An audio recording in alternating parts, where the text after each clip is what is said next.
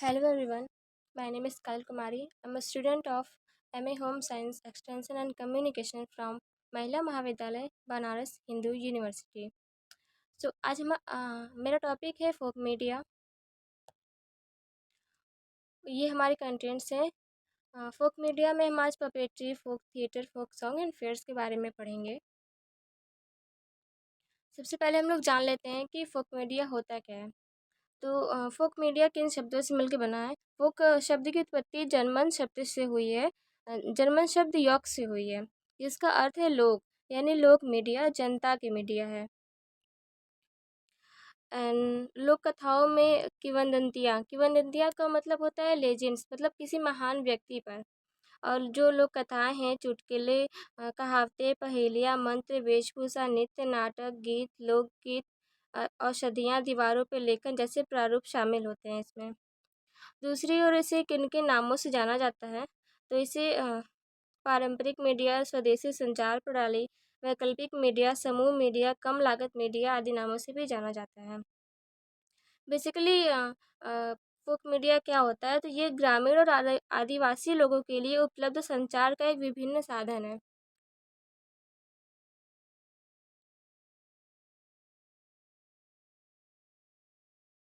इसके बाद हम लोग puppetry, folk song, folk theatre and fairs के बारे में पढ़ेंगे। तो सबसे पहले पढ़ते हैं पपेट्री। पपेट्री क्या होती है? तो पपेट्री एक कला का रूप है जो एक गुड़िया या आकृति जैसी होती है, जो किसी व्यक्ति, जानवर, वस्तु या विचार को रिसेंबल करती है और एक कहानी बताने के लिए उपयोग की जाती है। यह हमारे देश के समृद्ध धरोहरों में से एक है। इसका जो रूप, डिज़ाइन, रंग एवं गति होते हैं, इसमें कोई भी प्रतिबंध नहीं होता। इसका कोई एक डिज़ाइन फिक्स नहीं होता। ये कई डिज़ाइन के हो सकते हैं, कई रूप के हो सकते हैं, कई रंग बिरंगे हो सकते हैं और इसे मानव जाति के सबसे सरल आविष्कारों में से एक माना जाता है। पपेट्री का हिस्ट्री अगर हम देखें तो ये एक बहुत ही प्राचीन कला है। इसकी उत्पत्ति लगभग 4000 साल पहले हुई थी। हड़प्पा के उत्खनन स्थलों पर भी कठपुतली के साक्ष्य मिले हैं, यानी कि साक्ष्य मतलब होता है सबूत। जब हड़प्पा की खुदाई हुई थी, वहाँ पर भी कठपुतली के कई ऐसे सबूत, कई ऐसे अंश मिले हैं, जिससे पता चलता है कि उस टाइम पे भी हमारी कठपुतली कला जिंदा थी, मौजूद थी। इसके बाद हम लोग देखेंगे कि पपेट्री में आखिर किन विषय, किन कहानियों को लिया जाता है। तो इसमें ज़्यादातर महाकाव्य, किंवदंतियों यानी किसी लेजेंड, जैसे मैंने पहले ही बताया, किसी महान व्यक्ति, किसी लेजेंड्स पर बने कहानियों पर, महाकाव्य, पौराणिक कथाएं, लोक कथाएं, उन पर ये इनके विषय आधारित रहते हैं। Types of puppetry. Types of puppetry में कई प्रकार के पपेट्री होते हैं। जो पपेट्स जो होते हैं कई प्रकार के होते हैं। यहाँ पर मैंने 7 प्रकार के पपेट लिए हैं। जो पहला जिसमें पहला है हाथ की कठपुतली, यानी हैंड पपेट। हैंड पपेट दस्ताना कठपुतली यानी ग्लव्स पपेट का ही एक रूप माना जाता है। इसमें इसमें इसे हाथों द्वारा कंट्रोल किया जाता है। ये आमतौर पर एक खोखले सिर या एक जोड़ी भुजाओं वाले कपड़े के शरीर से बना होता है। इसके अंदर इतना स्थान होता है कि एक व्यक्ति का एक हाथ इसमें फिट हो सकता है और वो अपनी उंगलियों के सहारे पपेट शो को दिखाता है। वैसे ही सेकंड है दस्ताना कठपुतली यानी ग्लव्स पपेट। दोनों में डिफरेंस यही होता है कि जो हैंड पपेट होता है वो एक टाइम पर एक कैरेक्टर को दिखाता है, और जो ग्लव्स पपेट्री होती है इसमें 5 उँगलियों का यूज़ किया जाता है 5 कैरेक्टर को दिखाने के लिए। वे आपस में बात करती हैं, खेल दिखाती हैं, कहानी बताती हैं। एंड थर्ड है रॉड कठपुतली। इसमें जो आकृति या जो डिज़ाइन होता है, जो पपेट होता है, वो एक रॉड पर टिका होता है। इसके पैर नहीं होते हैं और इसमें जो रॉड होता है वो किसी कपड़े से या पोशाक से छिपा होता है। जिस तरह का उसे कैरेक्टर प्ले करने के लिए दिया जाता है, उसके हिसाब से उसे साड़ी या कपड़ा पहनाया जाता है। एंड नेक्स्ट है कार्निवल या शारीरिक कठपुतली। इसे कार्निवल पपेट यानी इसे बॉडी पपेट भी कहा जाता है। ये आमतौर पर एक बड़े तमाशे का हिस्सा बनने के लिए डिज़ाइन की जाती है। इसे अक्सर परेड एवं प्रदर्शनी में उपयोग किया जाता है। इसका आकार कम से कम एक इंसान के आकार का होता है या अक्सर बहुत बड़ा होता है। अगर एक एक इंसान के आकार का होता है तो इसमें एक इंसान का यूज़ किया जाता है। एक ही पर्सन इसे हैंडल करता है, और जब इसका साइज़ और भी बड़ा होता है तो कई पर्सन इसे मिलके हैंडल करते हैं। एंड नेक्स्ट है स्ट्रिंग पपेट। ये जो पपेट होता है वो लकड़ी का बना हुआ होता है या फिर कपड़े का बना हुआ पुतला रहता है। इसमें धागे से बांध करके किसी भी नाटक या कहानी को प्रस्तुत करके दर्शकों का मनोरंजन किया जाता है। इसमें जो पर्सन इसे हैंडल कर रहा होता है उसकी उँगलियों में धागे बंधे होते हैं, और दूसरी तरफ वो धागे पपेट्स के हाथ, पैर, सिर एवं कमर में बंधे होते हैं, और वो उँगलियों से उन पपेट्स को हैंडल करता है और शो दिखाता है। एंड नेक्स्ट है शैडो पपेट। शैडो पपेट में क्या होता है, एक पर्दे के पीछे पुतले का नाच दिखाया जाता है। इसमें प्रकाश के सहारे पर्दों के बीचे बीच दर्शकों को कठपुतली का छाया आकृति दिखा करके दर्शकों का मनोरंजन किया जाता है। पर्दे के उस पार कठपुतली का संचालन प्रकाश के द्वारा किया जाता है। एंड लास्ट है स्टिक कठपुतली। ये अक्सर बच्चों के मनोरंजन के लिए इस्तेमाल किया जाता है। इसे बनाना बहुत ही आसान होता है। इसे बनाने के लिए हम इस किसी भी स्टिक का इस्तेमाल कर सकते हैं, आइसक्रीम स्टिक, किसी फोक का इस्तेमाल कर सकते हैं। इसे बनाना बहुत ही आसान होता है।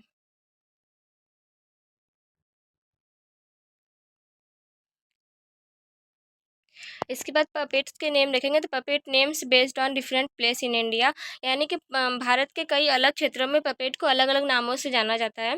जैसे ग्लव्स पपेट है, इस ये भी 3 प्रकार के होते हैं। केरल में इसे पावरकुत्तू के नाम से जाना जाता है, उड़ीसा में सखी कुंदेई नाटा, बंगाल में बेनी पुतुल।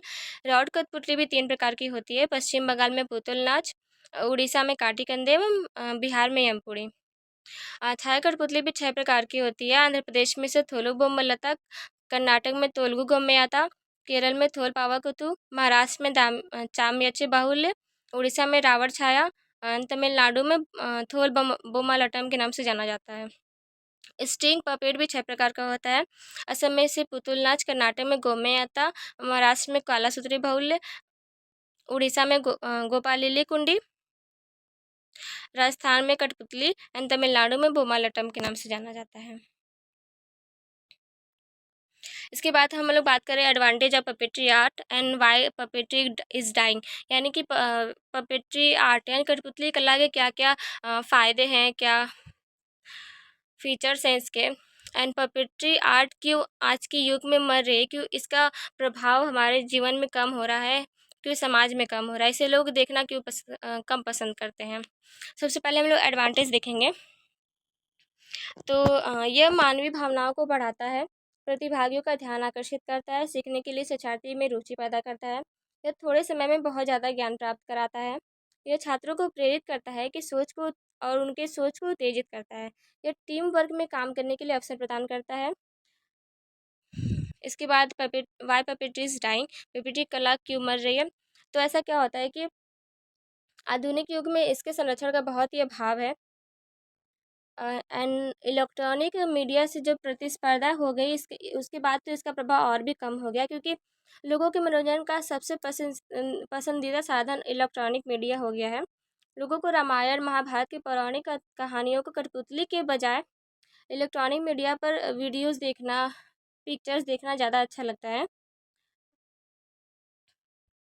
एंड इसके बाद इसका प्रभाव इसलिए कम हो रहा है, इसका प्रभाव उसके मुकाबले इसलिए कम हो रहा है क्योंकि इसमें जो पुरानी कहानी है केवल भक्ति एवं पौराणिक कहानियों तक ही इसका जो कॉन्सेप्ट वो सीमित रह गया है।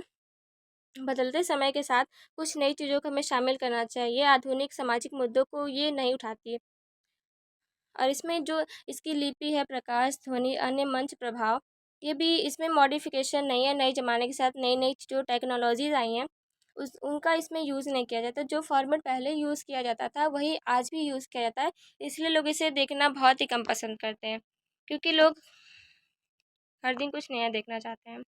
इसके बाद फोक थिएटर हम लोग देखेंगे।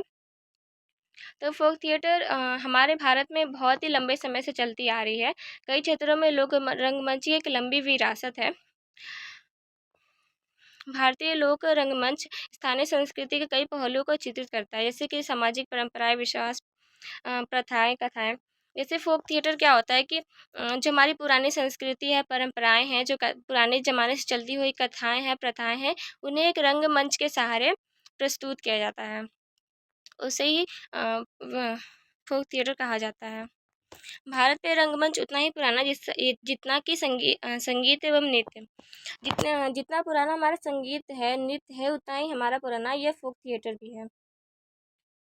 और इसके बाद जहाँ शास्त्रीय रंगमंच केवल कुछ स्थानों पर ही जीवित रहता है, वहीं लोक रंगमंच हर जगह अपना प्रभाव दिखाता रहता है। शास्त्रीय रंगमंच के लिए किसी स्थान विशेष की आवश्यकता होती है, किसी महल के अंदर ये आयोजित किया जाता है, किसी कमरे के अंदर आयोजित किया जाता है। बट लोक रंगमंच के लिए कोई भी स्थान विशेष की ज़रूरत नहीं पड़ती, ये हर क्षेत्र में इसका प्रभाव देखा जा सकता है।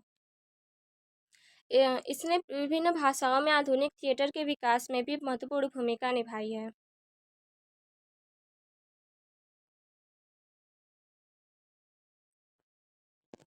Forms of folk theatre in India, कई तरह के फोक थिएटर होते हैं। जैसे यहाँ पे मैंने लिया है महाराष्ट्र, गुजरात, कर्नाटक, राजस्थान, यूपी, केरल और कश्मीर के जो यहाँ पे इतने एरिया में जो भी फेमस फोक थिएटर है वो मैंने मेंशन किया है यहाँ पे। इसके बाद फीचर्स ऑफ फोक थिएटर। भारत में लोक रंगमंच अपने शैली में हमेशा सामान्य, अश्लील या निम्न नहीं होता। कभी कभी इसमें जटिल शास्त्रीय संगीतों का भी उपयोग किया जाता है। प्रदर्शन करते समय या फोक थिएटर प्रस्तुत करते समय जो अभिनेता होते हैं और जो दर्शक होते हैं, उनमें एक सीधा संबंध स्थापित होता है और इसका उपयोग सामाजिक राजनीतिक मामलों पर जनमत जुटाने के लिए भी किया जाता है। वर्तमान समय में क्या हो रहा है कि जो सरकार है वो परिवार जितने भी प्रकार की योजना है, जैसे कि परिवार नियोजन, एड्स जागरूकता, साक्षरता, स्वास्थ्य आदि जैसे जो विभिन्न प्रकार के मुद्दे हैं, उनसे लोगों को शिक्षित और जागरूक करने के लिए वो फोक थिएटर का ही यूज़ करती है। इसके बाद है फोक सॉन्ग। फोक सॉन्ग एक ऐसा गीत है जो पारंपरिक रूप से एक क्षेत्र के आम लोगों द्वारा गाया जाता है, उनकी संस्कृति का हिस्सा बनता है। ये यानी किसी भी विशेष स्थानीय क्षेत्र के वहाँ के जो पुराने ज़माने से, पुरानी संस्कृति से चले आए जो गीत होते हैं, वो गाया जाता है और वो उसी स्थानीय लोगों द्वारा ही गाया जाता है, जो उनकी संस्कृति का हिस्सा बनता है। लोक संगीत में हम ग्रामीण दुनिया की एक झलक देख सकते हैं। लोक संगीत अक्सर वह संगीत है जो लोगों द्वारा गाया जाता है, न कि किसी स्टूडियो में रिकॉर्ड किया गया सॉन्ग होता है, न ही किसी मंच पे प्रस्तुत किया जाने वाला सॉन्ग होता है। वो स्थानीय लोगों द्वारा गाया जाता है और लोग इन गीतों को एक दूसरे के साथ हंसी खुशी गाकर सीखते हैं। पीढ़ी दर पीढ़ी महत्वपूर्ण जानकारी भी देते हैं। अपने आने वाली जनरेशन या फिर जो नई जनरेशन है, उन्हें अपनी पुरानी परंपरा, पुरानी कथाओं, पुरानी प्रथाओं के बारे में जानकारी प्रदान करते हैं। Features of folk song. Feature इसकी क्या विशेषताएं होती है, तो कुछ लोकगीत ऐसे होते हैं जो प्रश्नावली के रूप में होते हैं। जैसे पहले श्लोक में एक प्रश्न पूछा जाता है और उसके बाद वाले श्लोक में उसका उत्तर होता है। और कुछ ऐसे श्लोक होते हैं, सॉरी, कुछ ऐसे गीत होते हैं जो सबसे दलित को खड़े होने लड़ने के लिए प्रोत्साहित करते हैं। यानी कि जो नीची जाति के लोग होते हैं, जो दलित होते हैं, उन्हें अपने हक के लिए लड़ने के लिए प्रोत्साहित करते हैं, उनका उत्साह बढ़ाते हैं। लोक संगीत के लिए बोल स्वाभाविक एवं धारा प्रवाह होते हैं।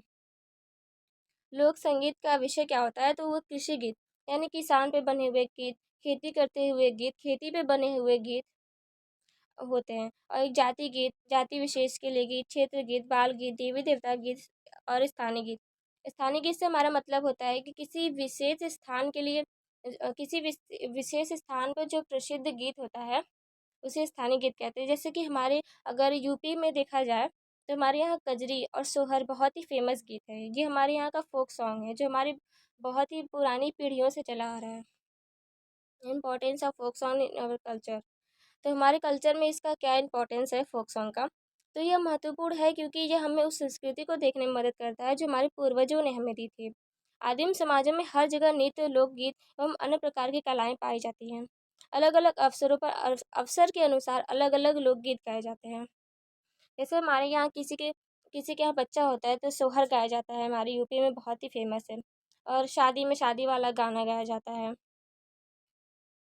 एंड सावन में सबसे फेमस है कजरी का गीत। ये हमारी यूपी का बेस्ट फोक सॉन्ग है। इसके बाद आता है कि हमारे इंडिया में कितने प्रकार के फोक सॉन्ग हैं। तो भारत के हर देश या भारत के हर स्टेट में, हर क्षेत्र में अलग अलग प्रकार के फोक सॉन्ग मिलते हैं। जैसे असम में वहाँ का एक फोक सॉन्ग है बिहू गीत, महाराष्ट्र में लावड़ी, एंड बंगाल में बाउल, महाराष्ट्र में कोली भी एक फोक सॉन्ग है, एंड नागालैंड में जिलियांग का फोक सॉन्ग है, एंड हमारे उत्तर प्रदेश एवं बिहार में कजरी एक फेमस फोक सॉन्ग है। इसके बाद कॉन्सेप्ट ऑफ फेयर्स। फेयर्स के नाम पे हमारे दिमाग में क्या चीज़ें आती हैं कि कहीं झूले दिखते हैं, खाने पीने की चीज़ें दिखते हैं, खिलौने दिखते हैं, मनोरंजन के कई कई साधन दिखते हैं। बट अगर सही कॉन्सेप्ट में मेले का सही कॉन्सेप्ट देखा जाए तो इसका क्या डेफिनेशन होता है कि जब किसी एक स्थान पर बहुत सारे लोग किसी सामाजिक, धार्मिक, व्यापारिक एवं अन्य कारणों से एकत्र होते हैं तो उसे मेला कहा जाता है। यानी मेला केवल मनोरंजन के साधन नहीं है, वो ज्ञानवर्धन के साधन भी कहे जाते हैं। जब व्यक्ति किसी मेले में जाता है तो वो उसके जीवन की जो एक सरता है, जो सैडनेस है, जो अपसेट होता है, वो अगर मन उसका दुखी होता है तो वो मेले में जाकर वो बहुत ही खुश हो जाता है। वो नई नई चीज़ों को जानता है, पहचानता है, नए लोगों से मिलता है, उनकी संस्कृति को जानता है। और इसमें जैसे बताया गया है कि अन्य लोगों से मिलने एवं उन अपनी संस्कृति को पहचानने का ये मेले सुअवसर प्रदान करते हैं। जो अपनी संस्कृति के बारे में कम जानकारी रखते हैं, उन्हें मेले में जाना चाहिए और देखना चाहिए कि हमारी पुरानी परंपराओं से कौन-कौन सी चीज़ें अब तक चलती आ रही हैं। उन्हें अपनी संस्कृति से अवगत होने का एक सुअवसर प्रदान करता है मेला। इसके फीचर्स की बात की जाए तो हमें विभिन्न जाति, धर्म, पंथ, रंग, लिंग के लोग मिलते हैं मेले में। अलग-अलग जाति के, अलग लिंग लिंग के, अलग-अलग धर्म के लोग हमें एक साथ मेले में दिखते हैं। ये एक ऐसी जगह होती है जहाँ लोग कौशल, कला, भाषा, खान-पान, पहनावे के रूप में अपनी संस्कृति का प्रदर्शन करते हैं। भारत में मेले ग्रामीण क्षेत्रों के लोगों का एक महत्वपूर्ण सांस्कृतिक कार्यक्रम है। यह किसानों के लिए एक स्थायी बाज़ार होता है जहाँ कारीगर अपना हुनर दिखाने आते हैं। जैसे किसान विभिन्न प्रकार के अनाजों को बेचने के लिए, सेल करने के लिए एक प्रदर्शनी, एक मेले में जाते हैं और वहाँ जाके दुकान लगाते हैं और अच्छा मुनाफ़ा भी कमाते हैं। ये एक मस्ती और मनोरंजन के लिए भी एक जगह है। Major fairs of India. India में अलग-अलग स्टेट में अलग-अलग मेले आयोजित किए जाते हैं। यहाँ मैंने कुछ के नाम मेंशन किए हैं। एंड बस, thank you so much for watching my videos. Bye bye.